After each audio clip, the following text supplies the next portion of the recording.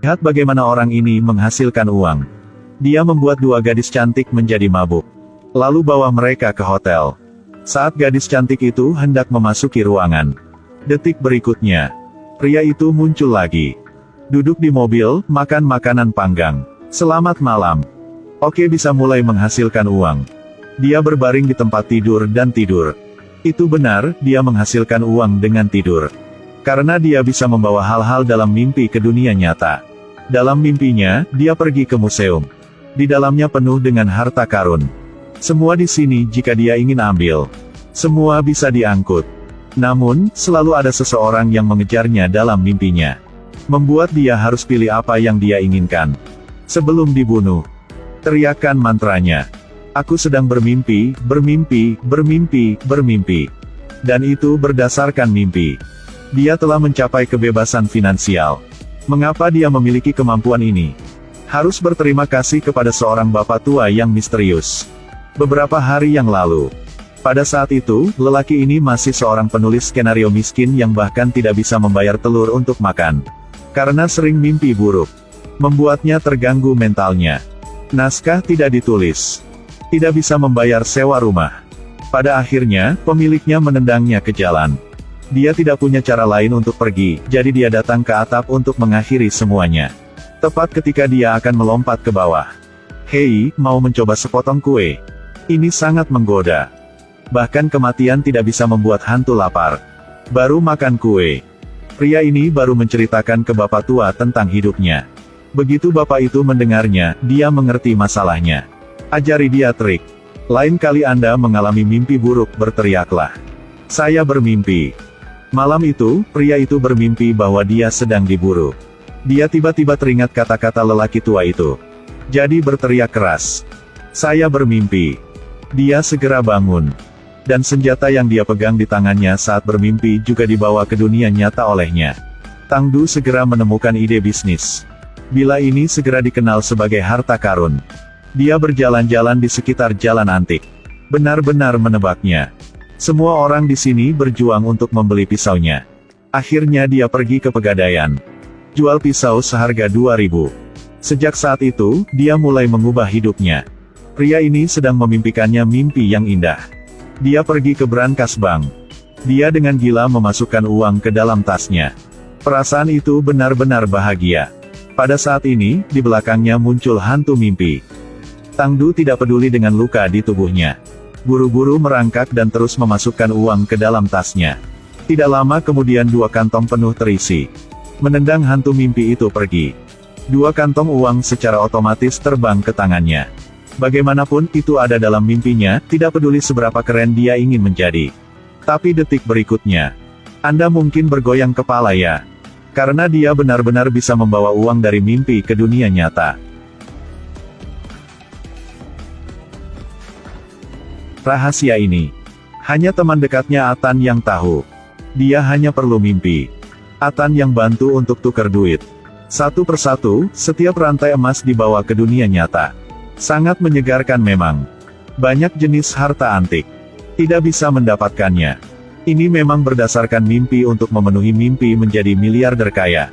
Tang Du setelah menjadi kaya, tidak lupakan dermawan yang menyelamatkan hidupnya. Pria tua misterius yang menjual roti bakar. Dia diam-diam meninggalkan tas penuh uang ke dalam gerobak orang tua itu. Itulah berterima kasih dari dia buat bapak tua ini. Lebih keren lagi mengejar cewek.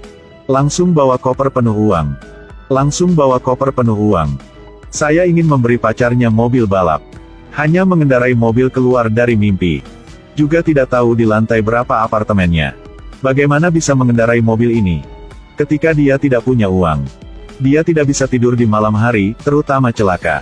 Setelah punya uang, dia punya banyak waktu dan melakukan segalanya dengan benar.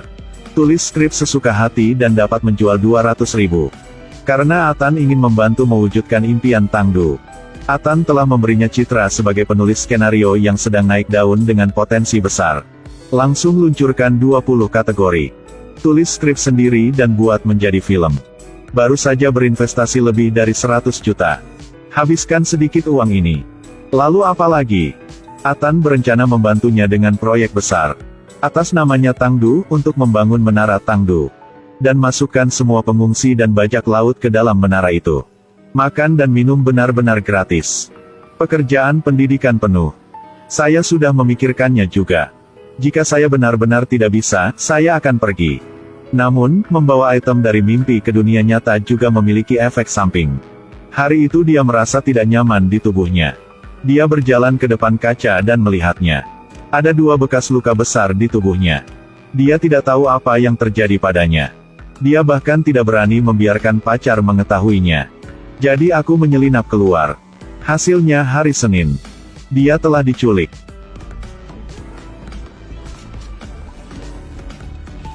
100.000, 100 juta. Hanya saldo rekening bank yang memiliki 300 juta. Apa kerjaan kau sebenarnya? Tangdu diculik oleh Liliang. Atan membawa 10 juta untuk menebus orang. Tapi setelah melihat saldo di rekening bank Tangdu, orang jahat ini berubah pikiran. Liliang memimpin 2 mereka ke markas rahasia mereka.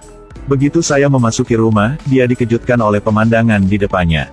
Seluruh lantai penuh dengan harta karun yang belum pernah dia lihat. Keluarkan yang mana aja. Bisa membuat seluruh dunia kaget. Liliang memiliki niat untuk membunuh 2 orang ini. Dia ingin mengambil alih semua ini. Tepat saat ini, pacar Tangdu datang untuk menemukannya. Lalu ditangkap sama anak buah Liliang. Waktu yang tepat untuk bersihkan semuanya. Liliang memerintahkan untuk tidak melewatkan 1 orang pun. Mereka bertiga mempertaruhkan hidup mereka untuk melawan. Tangdu ditikam dengan pisau. Dalam proses melarikan diri, Atan telah menahan 2 musuh. Pada akhirnya mengorbankan dirinya sendiri. Tapi belum lari jauh. Akhirnya ditangkap juga. Pacarnya juga pingsan. Tangdu seperti anak ayam yang dibuang. Dia tidak tahu apakah dia hidup atau mati. Sekarang semua gambar dalam mimpi perlahan muncul di kepala dia. Akhirnya dia pergi ke depan pacarnya. Di antara mereka berdua dipisahkan oleh dinding es. Dia tidak bisa menyentuh pacarnya. Pada saat ini seorang Tangdu jatuh ke kedalaman keputusasaan. Telah benar-benar menjadi iblis. Dia menjadi iblis. Terus memukul dinding es. Yang tak terduga adalah tembok di dunia nyata sama dihancurin. Saat tembok itu rusak, iblis telah datang ke dunia nyata. Dia membunuh semua orang.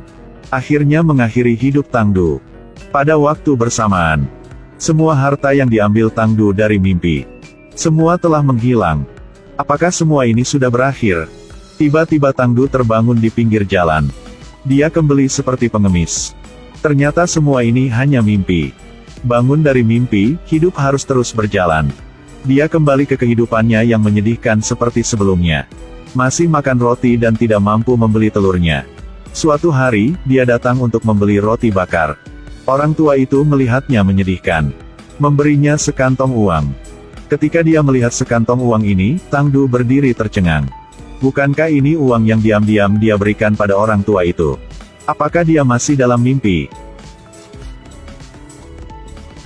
Saya yakin sebagian besar orang setelah menonton film ini. Semua orang merasa film ini agak aneh. Tapi kita bisa berpikir dengan cara yang berbeda. Sebenarnya dari bagian di mana Tangdu melompat dari lantai, Tangdu benar-benar mati. Apa yang terjadi setelah itu hanyalah imajinasi dia. Bahkan ada mimpi dalam mimpi. Semuanya masuk akal untuk dijelaskan seperti itu. Lagi pula, dalam mimpi, apa yang tidak ada?